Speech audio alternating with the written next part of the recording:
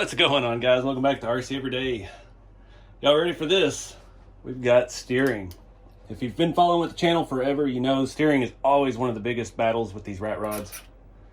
And yeah, we've had a wonderful day of progress. Servo's a little noisy, but it fits where we need it to fit.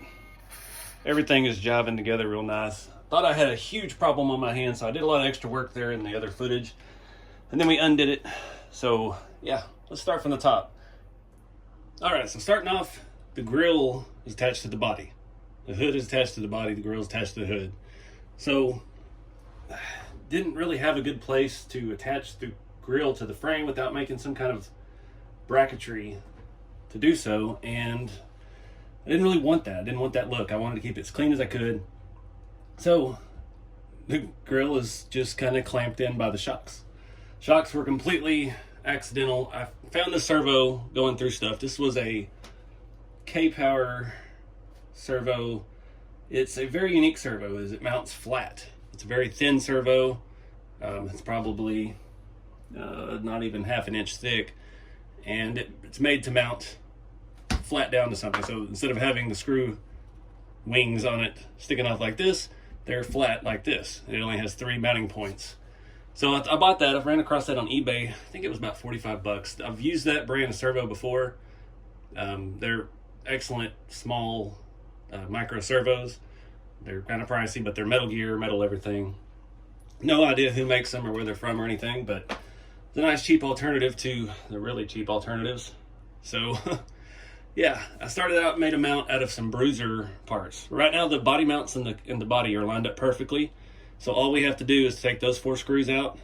And right now I don't have this tightened all the way, so I can pull the grill forward and body completely off. I am having one interference issue right now. The grill is hitting the steering arm. We do have suspension, albeit very minimal. This is an on-road car, so that's what we're getting. The ride height is perfect. The way everything worked out perfect, so not gonna change that. I haven't decided yet if I'm gonna trim the grill up more or I'm going to lower this drag length or steering length lower. We've already got a pretty significant spacer in there, so I don't know. Not gonna mess with that because I've been out here for a better part of an afternoon doing all this. So you can see here the servo, we have one mount not used here at the top. So I started out with the body on and the grill on, looking at where I could even run steering links.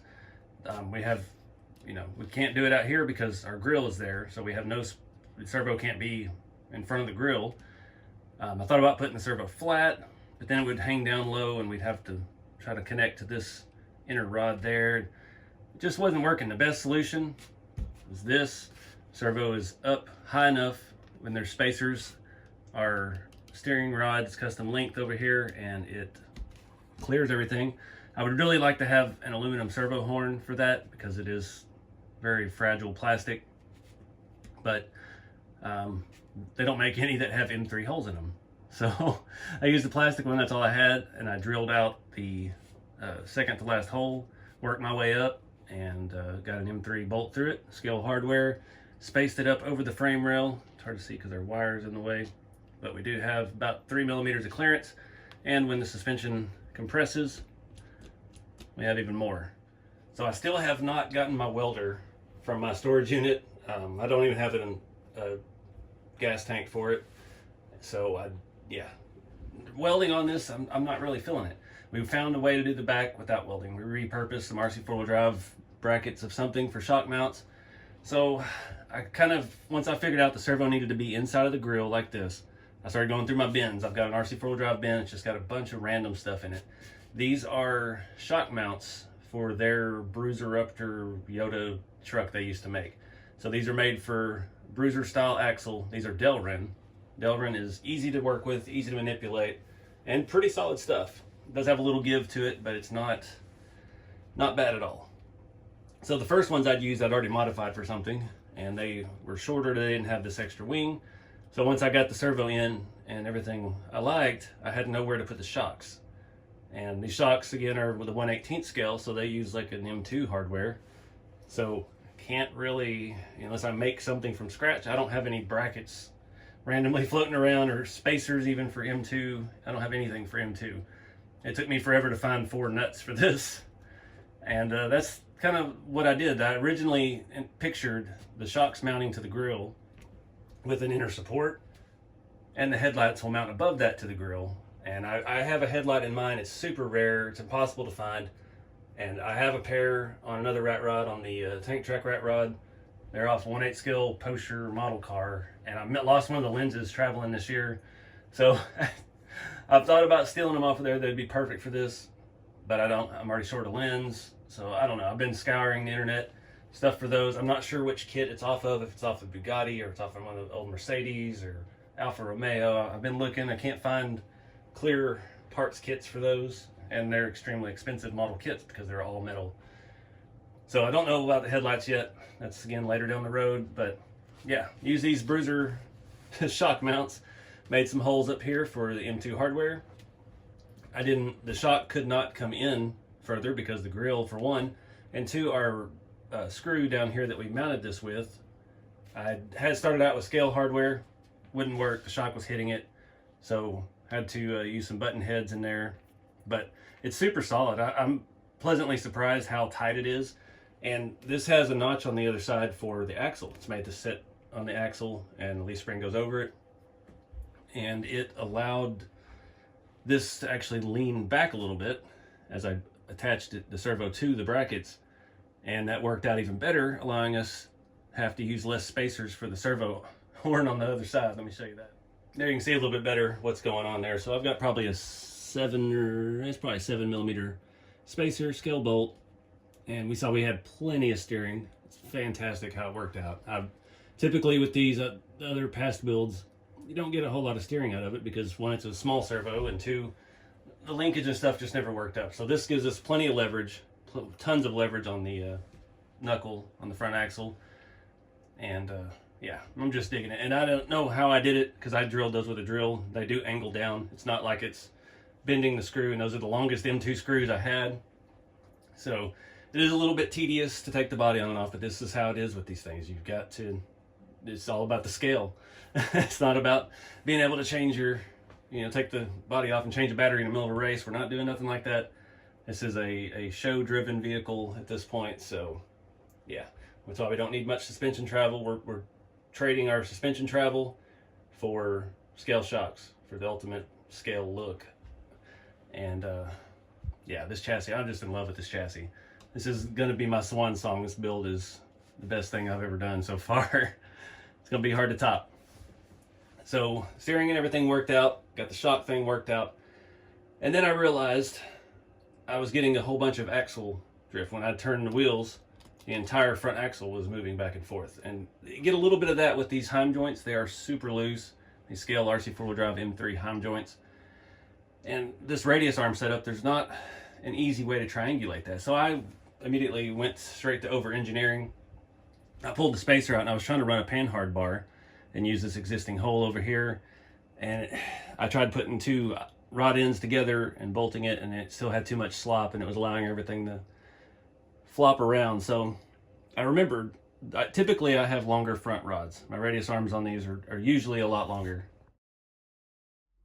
All right, so looking down, what I did is I just added more spacers in here. And that's always worked well on these. I've had that question several times, how do you keep the axle from walking side to side?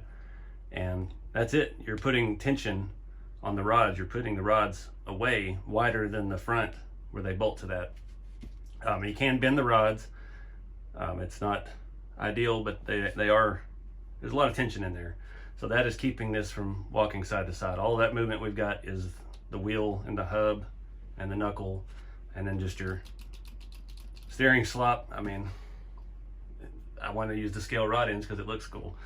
I don't want to have a bunch of plastic rod ends out there, but they are a little bit tighter. So that's just the nature of the beast. We've got to pick our battles, and I think we've won the right ones for the day. So I'm ecstatic about this and how well hidden the servo is. So we can even come back and paint the servo black, and it'll just look like radiator. I mean, we could use this to mount a radiator hose to whatever engine we end up using, and it's just gonna make a whole lot of sense that it stays here on the chassis, the body goes over it. It's gonna make maintenance a whole lot easier. So yeah, next step I think is going to be the engine. So that was a lot of work, just a lot of taking it apart, putting it back together. But I'm pretty happy with how this come out. There is no movement forward or back on this servo. I was kind of worried about that to start with, and it just worked out. I didn't trim these brackets to fit between the frame rails. I bolted it to the servo and stuck it in there, and it fit nice and snug and just worked like it was meant to be. I mean, you can't argue with that. This chassis is, I love it. I'm so excited about this. These long arms on the back, this low profile shock mounts. The tire and wheel setup is perfect. The body, I'm in love with the color and the patina. The hood, I've always wanted to do a hood on a rat rod, and I've never had a hood that really worked. I had number 3, and it is what it is. That wasn't the best looking print, wasn't the most realistic looking. So having a full hood, open sides, we've got to have a scale motor. I've got one coming. I'm afraid it's going to be too big for what we're trying to do, especially now we have eaten up a little bit of our engine bay space. Try to keep this as low as possible here. We'll see how that works. This still not quite jiving right. I need to, I don't want to, but I need to take these cross members out. It's time to start looking at mounting a motor, seeing where it needs to sit height-wise to look right under the hood and allow us to get in our transmission tunnel. But not quite there yet. So we're just gonna keep whittling away at this thing. So I guess that about wraps it up for this. I don't even remember what part we're on now, 6, 7, 7? Yeah, I don't have a clue. I'll have to go look on the computer before I get to editing this video. But yeah, anybody got any ideas for some cool print files for engines? Looking for something, and obviously we got a hide a 540 motor.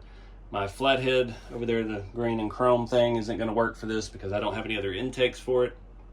And I've already done one with that.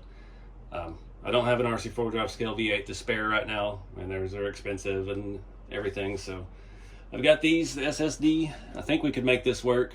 There's not really any good headers for this on the market. Not anything that looks hot rodish. Again, we might be able to use these RC4 drive headers that we have printed, but they're off, the bolt pattern's off just a little bit all around every hole. So I don't know. I want to do something a little different. I've got something coming we're trying. I'm afraid it's going to be a little too big, but we'll see. But until next time, guys, get out there, think outside the kit, try to do something fun with your RC cars, keep it scale, and I'll see y'all in the next video.